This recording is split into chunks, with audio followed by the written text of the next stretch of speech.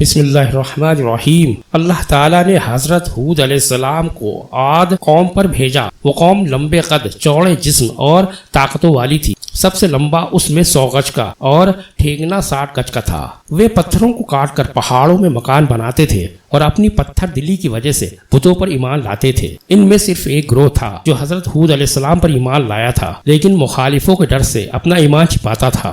جب ہود علیہ السلام کی نصیحتیں حد سے زیادہ ہوئیں تب سب مخالفین تکلیف پہنچانے کے لیے تیار ہو گئے۔ مسلمانوں نے حضرت ہود علیہ السلام کو اس بات کی اطلاع کی۔ حضرت ہود علیہ السلام نے اللہ سے ان کے لیے بددعا کی۔ بارش رک گئی۔ نتیجہ یہ ہوا کہ باغ و کھیتیاں سوکھنے لگی۔ اکال کی صورت پیدا ہو گئی۔ 7 ورष تک یہ سلسلہ رہا۔ لوگ مارے بھوک اور پیاس کے پریشان ہو گئے۔ حضرت ہود علیہ السلام نے بڑی محبت سے کہا، ایمان لاؤ اور اپنے آپ کو دوزخ کی آگ سے بچاؤ۔ یہ سب آفتیں کفر کی وجہ سے تم سب پر آئی ہیں، جس کی اصل وجہ خدا کا انکار اور اس کی عبادت نہ کرنا ہے۔ کفر کرنے والوں کی شامت ہی تھی کہ انہوں نے ان باتوں کو جھوٹا جانا اور اپنے کفر پر جمے رہے اور حضرت ہود علیہ السلام کے ساتھ بے ادبی سے پیش آتے رہے۔ وہ یہی کہتے تھے کہ اے ہود، ہم تیرے کہنے سے اپنے بتوں کو نہ چھوڑیں گے اور اپنے دھرم سے منہ نہ موڑیں گے۔ اس زمانے میں رسم تھی کہ جن پر بڑی کٹھنائی آتی یا سامنے بڑی مہم ہوتی تو مکہ کے حرم میں جا کر اللہ سے دعا کرتے تھے اور دعا ان کی قبول ہوتی تھی۔ ان دنوں مکہ میں عاد قوم کے علاوہ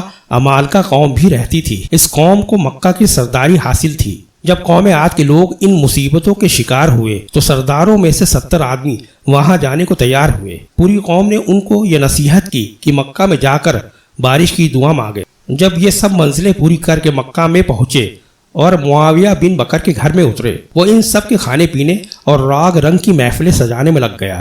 یہ لوگ بھوک پیاس کو بھول گئے، کہاں کی دعا اور کیسی نماز۔ وہ تو سننے لگے، دن رات گانے باجے۔ میزبان کو معلوم تھا کہ یہ لوگ دعا کرنے آئے ہیں، لیکن وہ ان لوگوں سے اس لیے نہیں کہتا تھا کہ وہ کہیں گے کہ یہ بڑا کنجوس ہے، کھلانے پلانے سے کتراتا ہے، پھر اپنی قوم میں جا کر مجھے بدنام کریں گے۔ آخر اس نے ایک غزل بنائی اور گانے والیوں کو سکھا دیا۔ مضمون اس کا یہ تھا کہ تم اپنی قوم کی مصیبت سے غافل ہو رہے ہو اور بارش کی دعا مانگنے میں کوتاہی کر رہے ہو۔ اب ان گانے والیوں نے یہ غزل ان کو سنائی۔ ان کو اپنی قوم کی مصیبت یاد آئی، پھر تو ایک دوسرے کو ملامت کرنے لگے اور غفلت پر لعنت بھیجنے لگے۔ جب ہوش آیا تو پھر رات دن دعا مانگنا شروع کر دیا اور اپنی قربانیوں کو ذبح کرنے کا طریقہ استعمال کیا۔ مرثد بن میدان ان میں ایک شخص تھا جو چھپا ہوا مسلمان تھا۔ وہ حضرت ہود علیہ السلام پر پورا ایمان رکھتا تھا۔ وہ ان لوگوں سے بولا، جب تک حضرت ہود علیہ السلام پر ایمان نہ لاؤ گے تو اپنا مقصد کبھی پورا نہ ہوگا۔ یہ لوگ سمجھ گئے کہ یہ آدمی مسلمان ہے۔ ایسا خیال آتے ہی ان لوگوں نے انہیں الگ کر دیا اور اللہ کے دربار میں دعائی کی۔ اس مدت میں 3 ٹکڑے بادل کے، سفید، کالے اور لال پیدا ہوئے اور اس بادل میں سے یہ آواز آئی، ان میں سے ایک ٹکڑا اپنا لو اور اس کے بعد اللہ کے حکم کا انتظار کرو۔ لوگوں نے سفید و لال بادل سے منہ موڑ لیا اور کالے بادل پر نگاہ جمائی کہ یہ بارش کرے گا۔ آواز آئی کہ تم نے کالی راکھ والا بادل اپنایا ہے، یہ تمہاری قوم کو نہ چھوڑے گا اور پوری قوم کو راکھ کر دے گا۔ نہ باپ بچے گا، نہ بیٹا، نہ جانور بچیں گے، نہ چڑیاں۔ اللہ تعالیٰ نے اس کالے بادل کو عاد پر روانہ کیا اور ہود علیہ السلام کے مخالفوں کو اس آسمانی بلا کا نشانہ بنایا۔ جب قوم والوں نے دیکھا کہ کالی بدلی آئی تو انہوں نے خوش ہو کر دھوم مچائی کہ اس سے ہماری امیدیں ہری ہوں گی اور ہماری تمنائیں پوری ہوں گی، لیکن یہ خیال ان کا صحیح نہ تھا۔ اس بادل میں اللہ کا عذاب چھپا ہوا تھا۔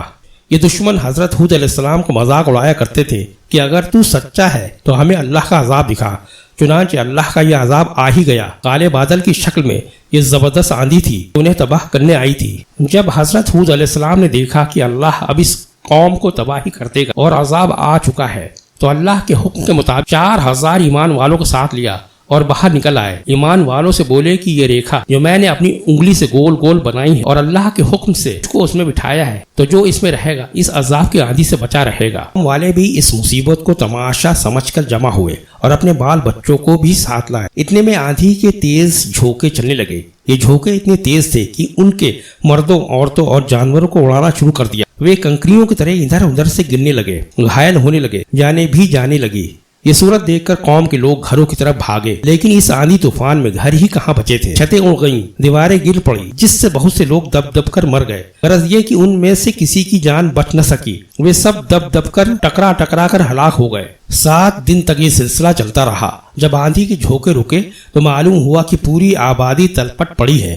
صرف وہی لوگ بچے تھے جو ایمان والے تھے، اس لیے کہ آندھی ان تک آتے آتے ٹھنڈی ہوا بن جاتی تھی۔ اس طرح قوم عاد اللہ کی غضب کی شکار ہوئی، ان کے عالیشان مکان اور ہرے بھرے باغ سب تباہ ہو گئے۔ حضرت ہود علیہ السلام شانت ہونے کے بعد اپنے ساتھیوں کے ساتھ باہر آئے اور نئے سرے سے ایک طرف اپنے مکان بنا کر رہنے سہنے لگے۔ حضرت ہود علیہ السلام جب 464 سال کے ہو گئے ان کا انتقال ہو گیا۔ انا للہ و انا الیہ راجعون۔ دوستو اس ویڈیو کو لائک کریے اور ہمارے چینل کو سبسکرائب کریے۔ شکریہ۔